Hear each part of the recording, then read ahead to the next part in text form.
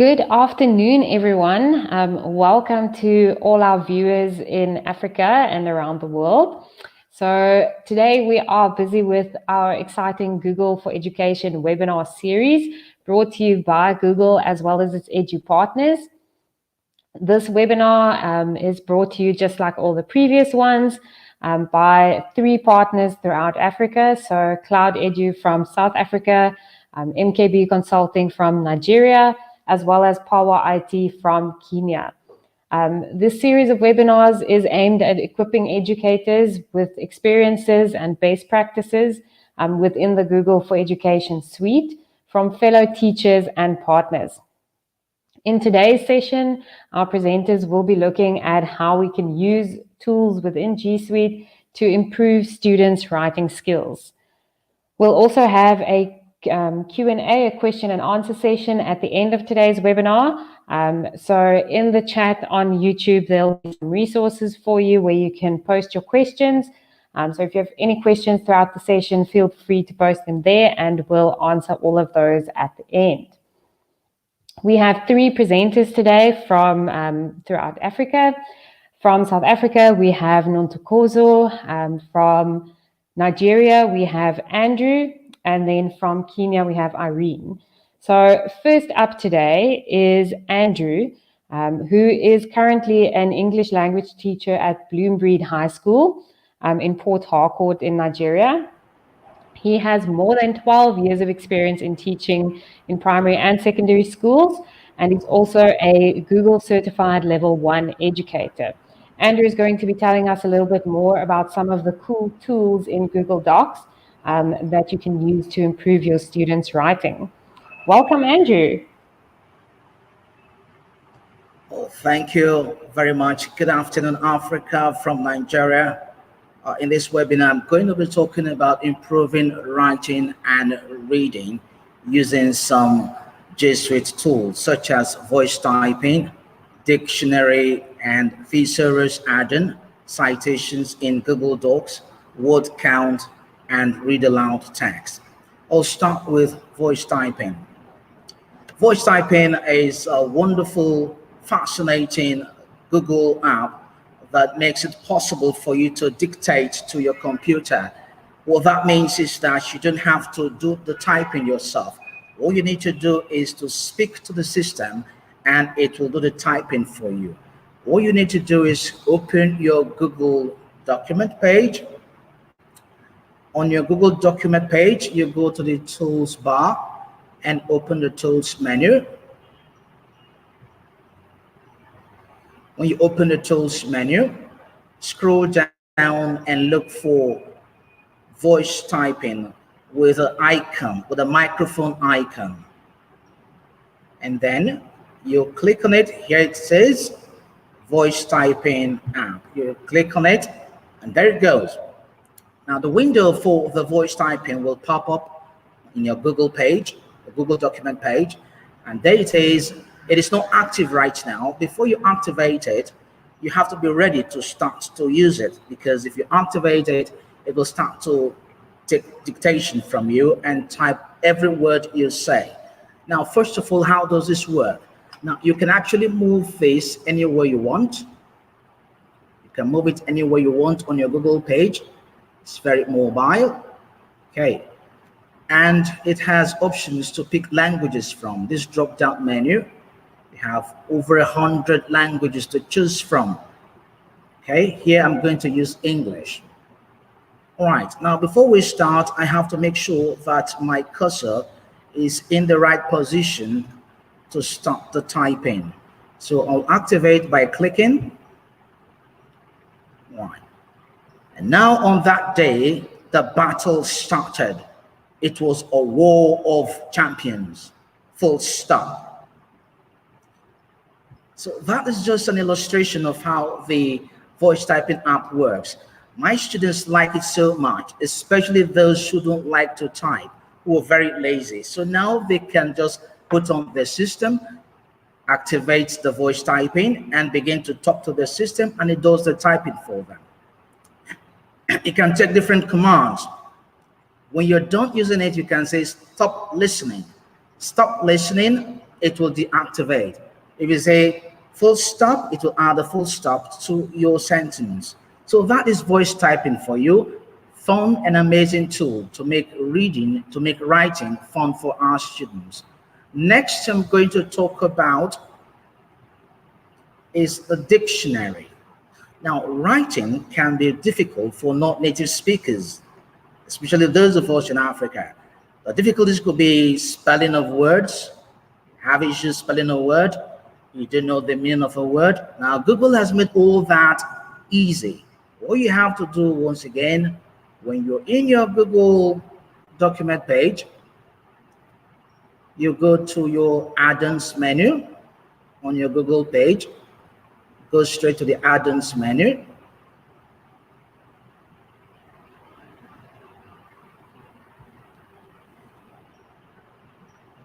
You go to your add-ons menu, and when it pops up, you look for your dictionary. You can also find, yeah, there it goes.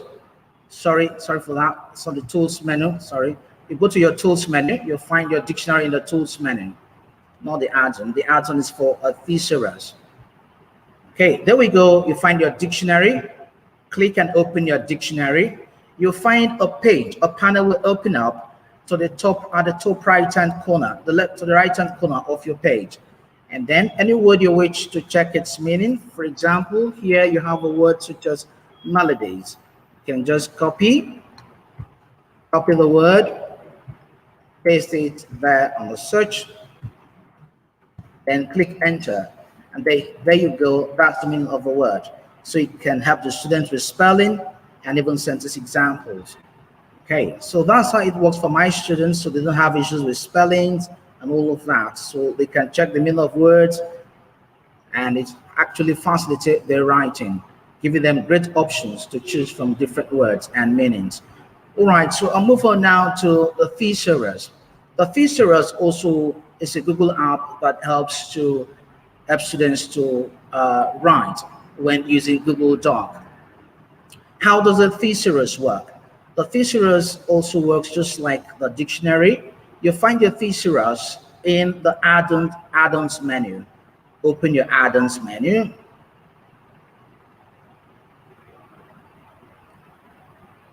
The add-ons menu opens, drops down. Here I have One Look Thesaurus and also have Power Thesaurus for Google Docs. You can install your thesaurus from your Chrome store. Go to Chrome store and install any add-ons you want for your Google Doc. All right, so I'll just click on one. Okay, before I use my add-on, my thesaurus, I'll select any word I wish to use. For example, I have words here like solution. Okay, now I go to my add-ons. I pick my One Look, and there we go. Search selected term. And there it picks the word for you.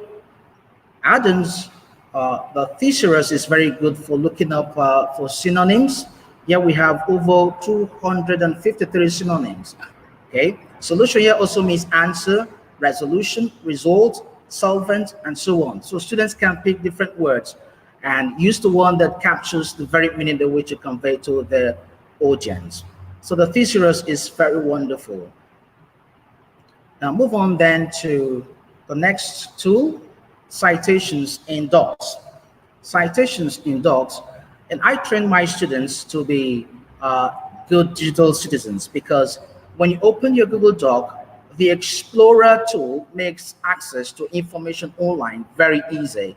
So students can easily access any information they want if it's available online. But importantly, we tell our students to give credit where credit is due, and citations makes that very easy. To do that, for example, while on Google Doc, to cite, to make reference, when you copy information from an online source, for example, first of all, if you want to copy a source information online, click on the Explore, where you can search for any information you want online, whether images or anything you want. For example, here we have this, the Mount Kilimanjaro. Okay. Now, if you pick any information from here, for example, You drop down a bit, you'll see this icon here, like speech marks. This is citation. Okay, once you click on it, the information you got from this source will be footmark, will be used as a footmark in your document.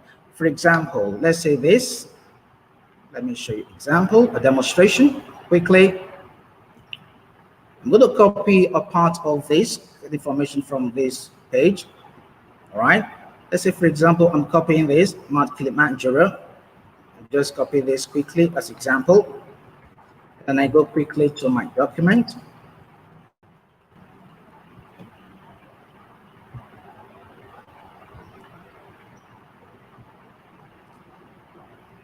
Okay, my document is taking time to load. Sorry about that. Okay. Here we go. So quickly, I just go down. I say, for example, I paste the information here. That's the information. So I place my cursor where I want to reference it. And then I go here. That's it. I click. And there it goes. You can see number 3 citation. The reference has been made. So if you go down to the footmark, you see that. That's the information number 3. So that is how we teach our students to make their work, authentic by giving credit where credit is due. All right, we'll move on quickly now to the next tool, word count. Now, word count makes it possible for students to know the number of words that they have used in their write-up. For exam purposes, sometimes we tell students the number of words to use in their write-ups. So word count, Google word count makes it very easy for students to do that. Okay. Word count, you can access word count. Let me quickly close this other windows quickly. Okay. Now your word count can be accessed in the tools bar as well. Okay, there's word count. Now the shortcut to word count is Ctrl+Shift+C. That will give you a word count. All right, here's an example. Now this is a little box that pops up when you click on the word count tool. You'll find here it gives you the number of pages you have in your document, Google Doc, and next you find the number of words on the doc. Okay, now this is the focus, the number of words you've used. Now down here you'll find a check here. You can check this. It will display the number of words while you're typing. So okay this, there you go. Down here to the top left, bottom left-hand corner, you'll find the number of words that you have used so far in your Google Doc. So that is how word count works. It makes students to know how many words they have used so far, whether they have exceeded the number of words they are asked to use in their writing. Now, next Google tool for reading and writing is Read Aloud Text. This is one fun tool for my students. They like to write and then just lay back, relax, and have the system read their story to them. How does this work? Now, the Read Aloud tool is actually an extension that you can install in your system. So you go to your Chrome store to have that installed. Okay. Now, this is the tool here in my. There's a tool there. So here it goes. Here it is. It will read whatever text I highlight. Okay, sorry for that. It will read whatever text I highlight. So start by, first of all, let me highlight this paragraph quickly. And then click on the icon. Many years ago, when men lived in caves, there was a man called Dimka who was feared by men and beasts. One day he heard about a strange animal that killed and devoured people in a nearby village. So Dimka got himself ready to go and help the people of that village. When the people heard that Dimka was coming to their aid, they were very happy because they knew that the solution to their problem had finally come. Good. When you're done, and that is it. So my students like this a lot. They just, after writing, they just lay back and have the system read the story back to them, and then they listen.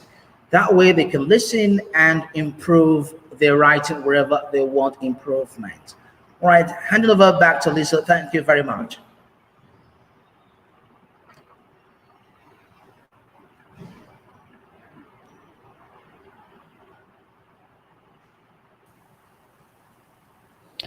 Thank you so much, Andrew. That was very, very interesting. Next up, we have Irene from the Rusinga School. So Irene is a Key Stage 1 educator with 18 years of experience, and she also has a master's degree in early childhood education. Irene is going to tell us a little bit more about how she uses Google Slides to improve reading and writing in the primary school. Irene, I'm so excited about what you're going to show us. Welcome. Thank you. Hi all, my name is Irene and I'm a teacher at Rusinga. I'm here to share my experience that I have acquired so far from using the G Suite. In my presentation, I will be looking at how to embed a teacher's voice or your own voice onto the Google Slides, and also the existing links that a school has subscribed to. For example, with me here are slides that I have prepared for week 7 English lessons. They will cover the spelling, grammar, reading and listening to Fable Stories, comprehension, creative writing. Good morning, children. Welcome to our week 7 English lessons. This week, we'll be learning spelling, OA words, grammar focus, noun phrases, reading and listening to Fable Stories, comprehension, and creative writing. So the children can easily get to read and spell and even practice their grammar on the Google Slides.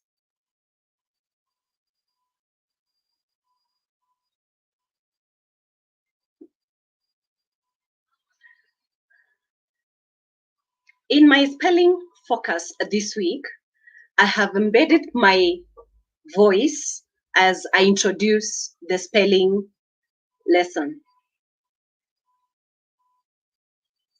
Goat, coat. The children have an opportunity to watch a video that I've already embedded on this slide.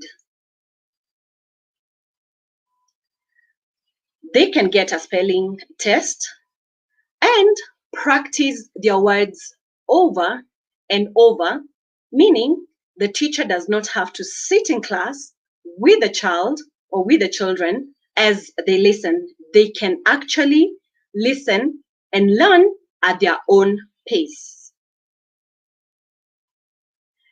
Now they can practice their grammar skills. For example, sentence constructions with OA words. I have embedded my voice on this slide where the children will be able to listen to my voice as I read out the spelling, the word that should be spelled and should be, let me show you how they would do it. On the slide, they would listen to my voice. The goat wanted a coat.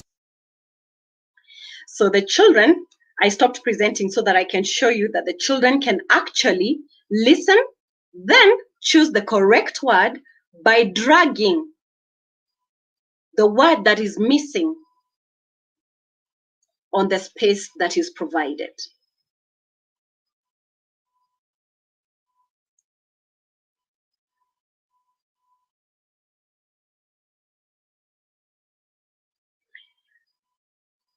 This would also help the teacher to have differentiated activities, spelling activities, and any other activities for children, depending on their abilities. The first slide, they wrote the spelling. The second slide, they were able to drag the missing word to fill in the word, to make sure that the sentence is complete. But now on this slide, this will take care of the learners who need help. They may need to listen to the word for them to know which one really should be dragged to the sentence. For example, goat. So they choose. Is it goat? Is it soap? Is it a coat that should be on the sentence up above here? Good. Moving on, they've already learned their spelling. Now we're moving on to expanded noun phrases. We've grown. They get to listen to the sentence that is written. For the high ability learners, they get to read the sentence on their own. But because some children may need scaffolding, then the embedding helps the lower level learners to just listen to the sentence and pick out the words. For example, a big brown goat. So in this activity, I would ask the children, so which words show that this is an expanded noun phrase? They would pick it out. From the spelling, we've done our grammar, various activities. Now we move on to the Fable Stories. They get to listen to a variety of stories that have already been embedded on the slide. And I get to choose which story they will have a comprehension on. They listen to the story. It's also self-paced, meaning if the child has not acquired the spelling skills and the grammar skills, they can always go back. But let's assume here, these learners have already moved on and have grown further. So they can move on to the comprehension. They get to listen to the story.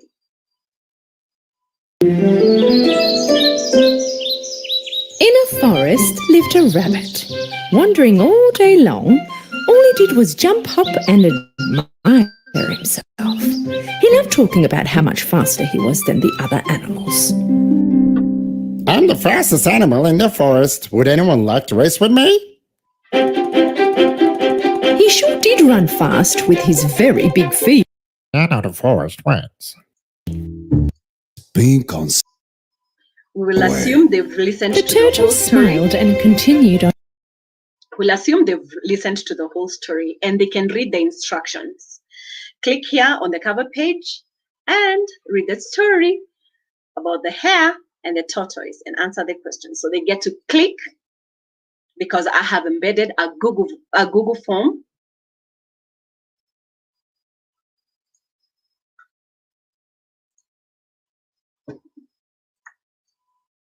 A Google form on the slide. So they get to read. It's taking a bit long to load. Here it is. They get to read the story. Having read the story, they get to answer the questions. Back to the presentation. Now, we talked about differentiated learning activities. The first one, they get to answer questions from a Google form. But on the second one, this will be done by a different group of children, probably slightly a lower level. They get to listen to the same story. However, they have the writing attached on the slide, and they get to answer questions where they can easily compare, look at the look at the story and answer the questions. And if you notice, the questions here are shorter. There are only 2, and the sentences are not as long. Now, they've already spelled, they've done the grammar, they've done the comprehension. Now they can do the creative writing. This has been a challenge for teachers because they need to put children according to groups and according to their abilities. So I've embedded a Google Docs that shows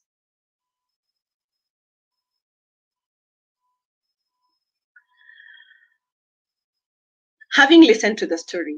Now, children get to work in groups. Group 1 has a list of names. They get to see whom they will be working with. Then they read the instructions. For example, the first group, they only get to list the names of the characters, while the second group gets to draw a story mountain, and the third group writes the moral of the story.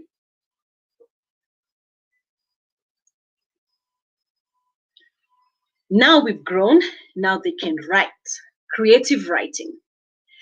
This was done on a Jamboard where children were able to write their summaries of their stories.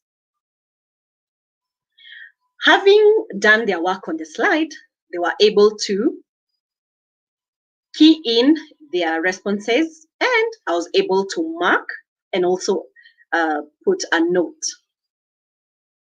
to give them their response. Now, they can still work in groups even when they're writing, they're doing their book reviews while the teacher watches.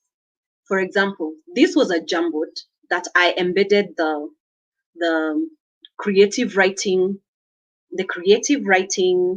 worksheets where they wrote, so the other could see what the other one was doing. We were able to draw, and I was able to give them their feedback. I hope that was informative. Now I welcome Lisa.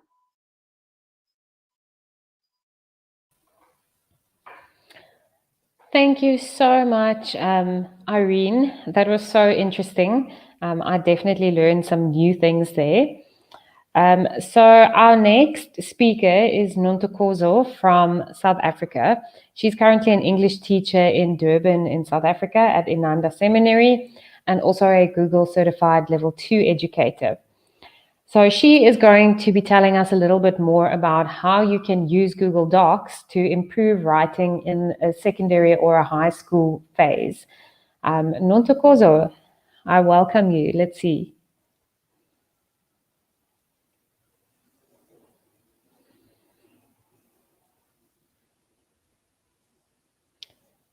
Nontokozo, I think you are on mute.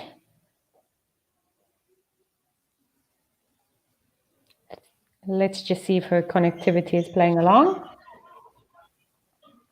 There we go. I see Nontokozo. Welcome. Thank you. Hi, everyone. Like Lisa has said, I am going to be showing you how to improve writing using Google Docs. And I am focusing on 3 aspects of the writing stages, which is the pre-writing stage, during writing, and post-writing stages. And my main focus is going to be based on the following.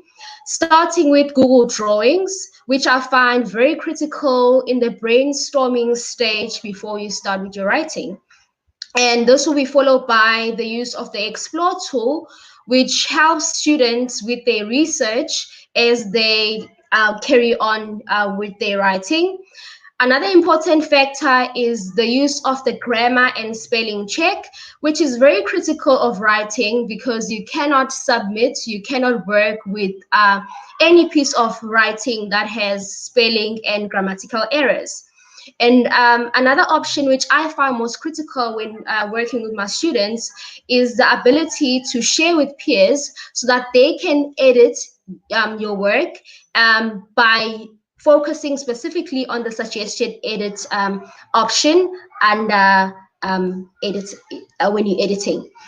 The last option I'm going to be looking at is the preview option, which I find is very critical before you actually submit your work to be viewed on a larger scale by somebody. In the case of students, that would be before handing into the teacher.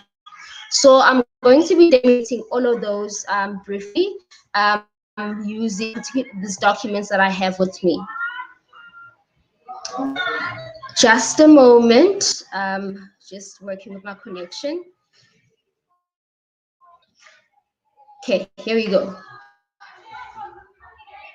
So in order for you to create a Google drawing, you'd have to go to the insert option on Google Docs and scroll right down and go to the Google drawing option. So it's going to give you two options. Either you are inserting from your drive or working on a new drawing. So what I'm going to be demonstrating today is how to use the new drawing. So the good thing with this is you can insert as many shapes that you see fit for your brainstorming session. You can work with arrows and you can work with all other elements that are fit for your Google drawing. And the good thing with this particular feature is that it saves directly into the Google document that you're working with. So when you're looking at a document that is inclusive of the Google drawing feature, is at the very top would be the drawing itself, followed by the draft of the student's work, which is then followed by the final writing, which would have been edited accordingly. Okay, so let's look at inserting the various shapes for our brainstorming. I am going to look for specifically the, let's see, speech bubble. Okay, let's try the thought bubble. Drawing thought bubble so that you can see how it works.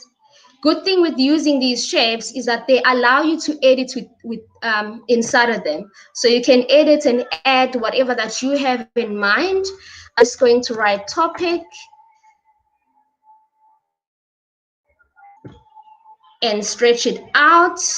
And this is where you, as the writer, student in this case, would be able to brainstorm from. So you can add more shapes around this, and this is going to be beneficial for your brainstorming session. So that's the first step. Brainstorming using Google Drawings, very critical element in working with improving your writing. Next step is looking at the already draft work, creative writing in this case. So I'm just going to show you the document. This particular document I have here already has a completed Google drawing. Scrolling down, you're going to see that it has an already drafted student writing, creative writing in this case. And I'm going to be looking at the features I mentioned earlier, which is the Explore tool, the grammar check, and peer editing using the suggested mode. So now, starting with the grammar check. As you can see in my document, some of the words are underlined in different colors. And when I look at this particular one, which is underlined blue, and you can see that there's a pop-up which shows that this is actually a grammatical error.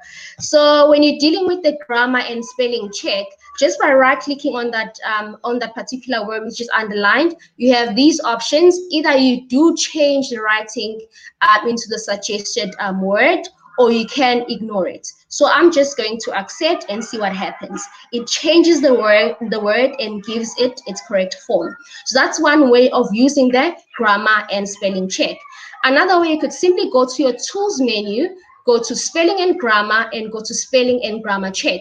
So the good thing with using this, using the grammar check this way, is that it allows you to view all the grammatical and spelling errors in the document. And once again, either you ignore or you accept. If you ignore, the spelling stays as it is. If you accept, then it gets changed. Then you can move on to check on the other remaining errors. In this particular document, everything looks good. So now I'm going to move on to the other option which I mentioned earlier, which is the Explore feature.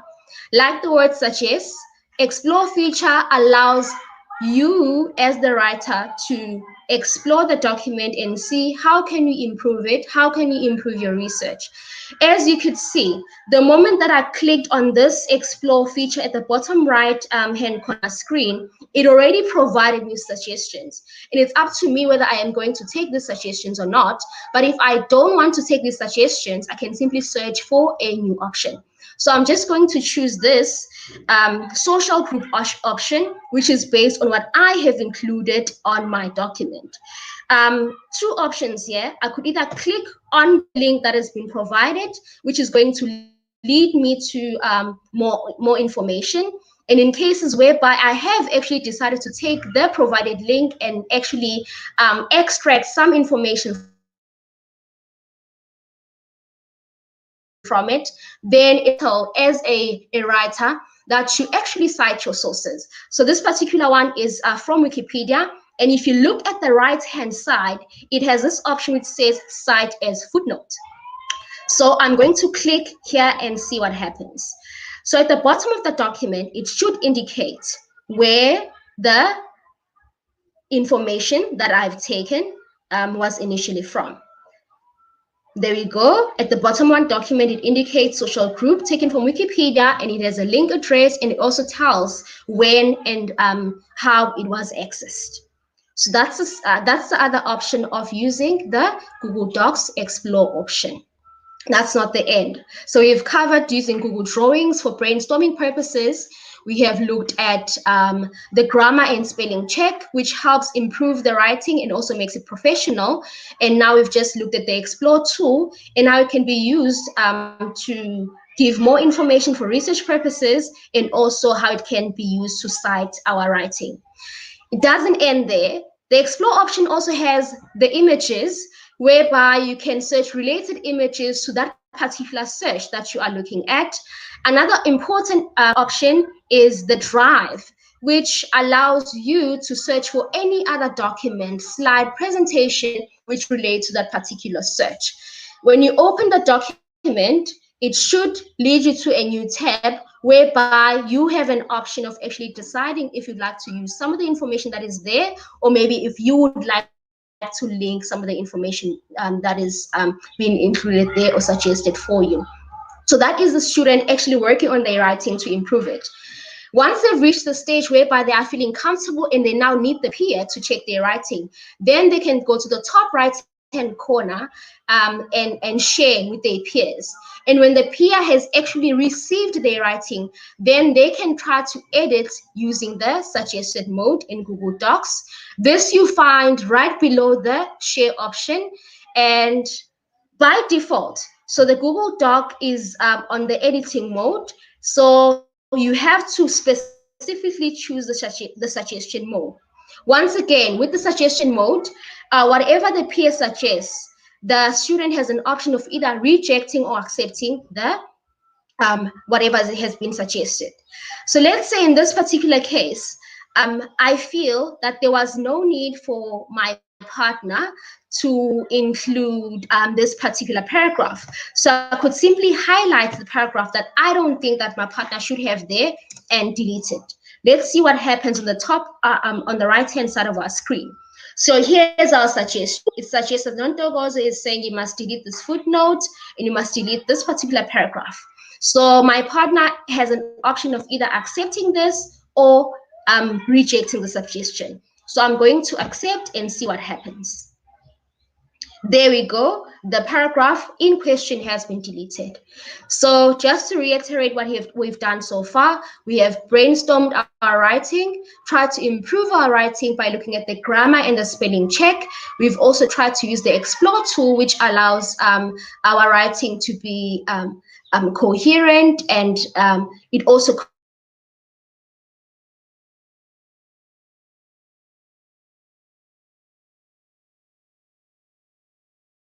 contributes to the overall content of different options, such as the footnote, the image option, and it also has the drive menu. So that's what you do during the writing phase, the writing stage of creating writing. Let's say now that the student has been satisfied with their writing and they are happy and ready to submit to the teacher. Preview option is the best option that I normally recommend to my students. And for main reasons, which includes that you get to see how your writing actually looks if it had to be taken further and be viewed by more people. Let's say it is being published somewhere, or it is going to be viewed by some larger audience. So now how you do with the preview option is go to the search bar, and at the end of the search bar, you have to delete. In my particular case, it had the edit after the /. So I'm just going to edit and write preview. Let's see what happens. So this should actually show how my document looks before it actually goes any step further.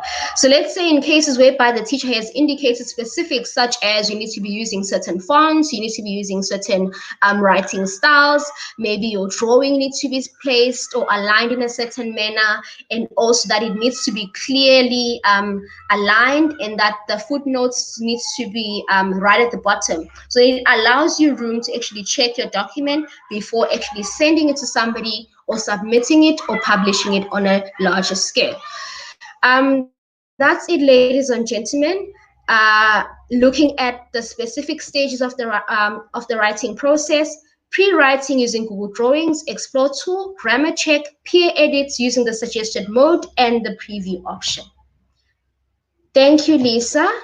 I hope that you enjoyed that.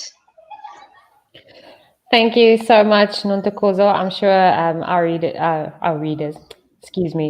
viewers learned a lot from that. It was very, very interesting. We do now have a time for Q&A. So if you haven't put in your questions yet, please pop them there in the chat. And then I'm going to hand over to Bode to do the Q&A for us.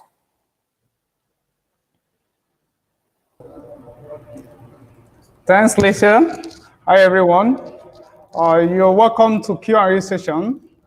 If you have more questions, please leave them in the chat or in the query document shared on you have on the stream there. And please, the first question I have here. The first question I have here.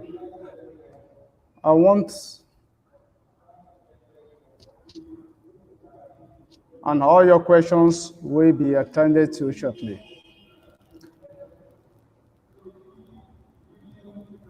The first question I have here is voice typing device. Voice typing available on handheld devices. Andy? Andrew?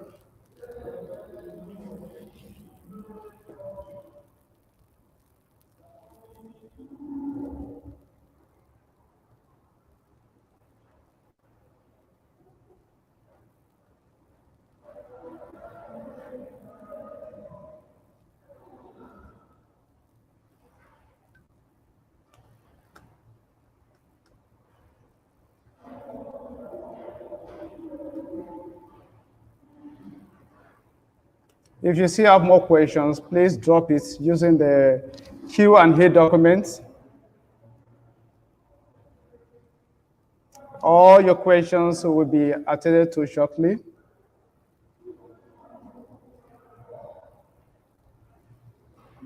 Okay.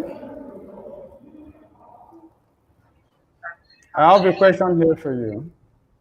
Andy, I want you to answer this question. Is voice typing available on handheld devices?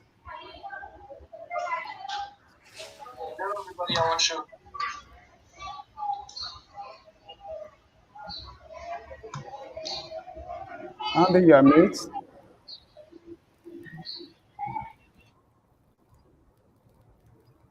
Okay. Irene, please, can you tell our viewers what maybe we can use a voice typing because from your presentation? Yes, you can embed your voice by recording it. Then, once you record it and save it, and you demonstrate, may I demonstrate, please? Okay. How to do it? Yes.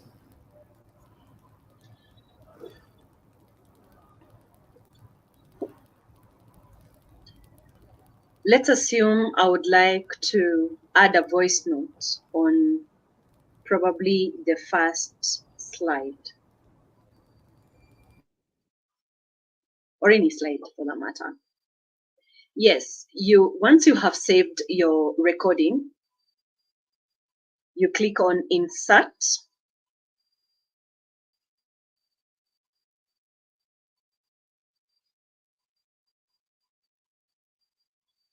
Insert, you should be insert, just a minute.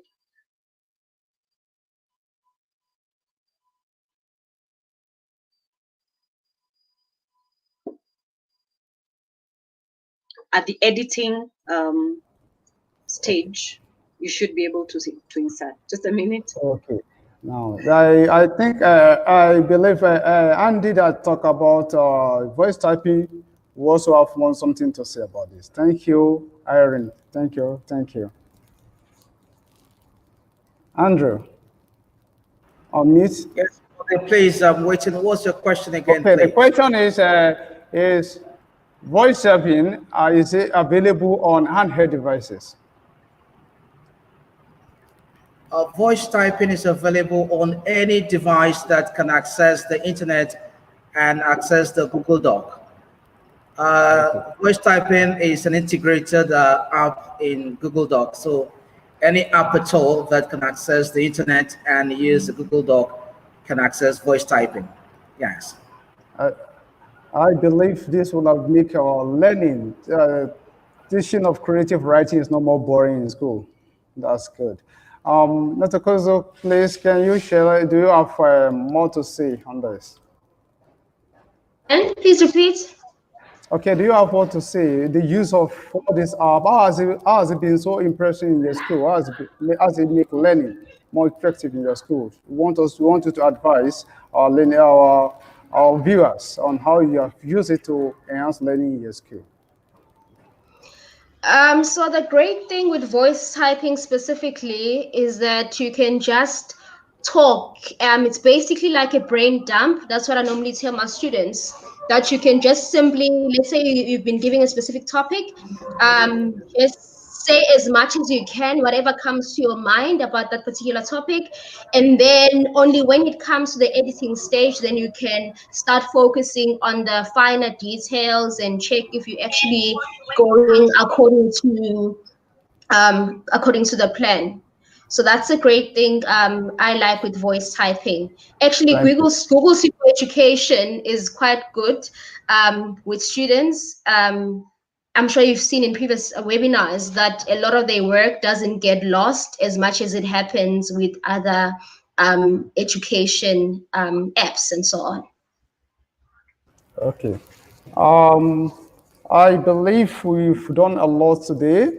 I want us to just advise our viewer out there how the way they can embed this creative G Suite into the learning environment to make learning really interesting in the school. In terms of the creative writing, your general advice. Andy, I want you to talk on this.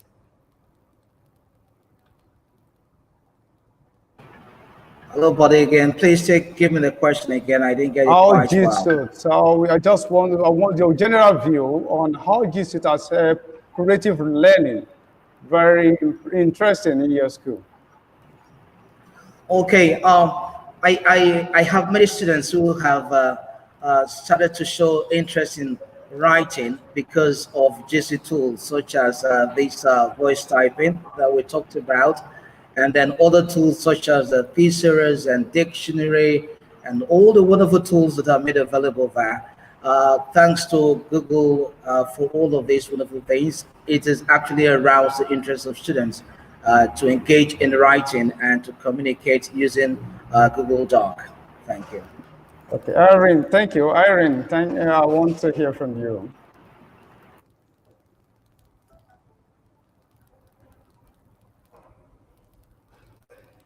You are mute.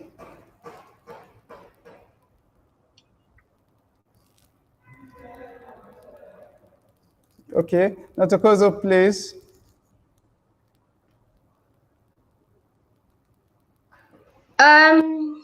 In terms of creating writing in my school, I am fortunate that majority of my students are a bit open when it comes to exploring. So the only thing that I have to do is just simply introduce a tool and just emphasize this whole idea of if you want to know more, you have it in your fingertips. So therefore you need to search if you want to do more.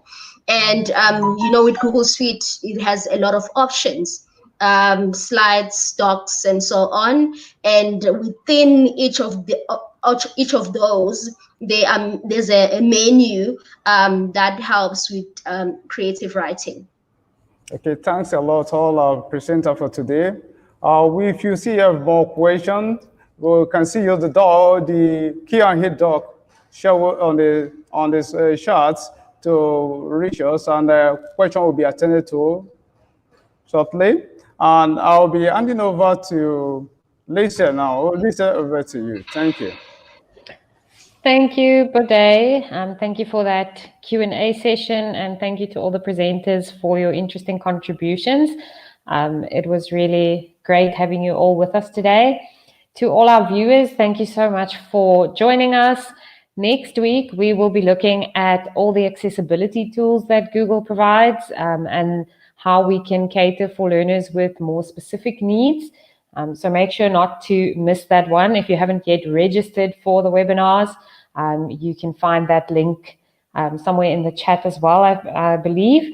And register for the Teach From Anywhere series, and hopefully we will see you all back again next week. Thank you so much.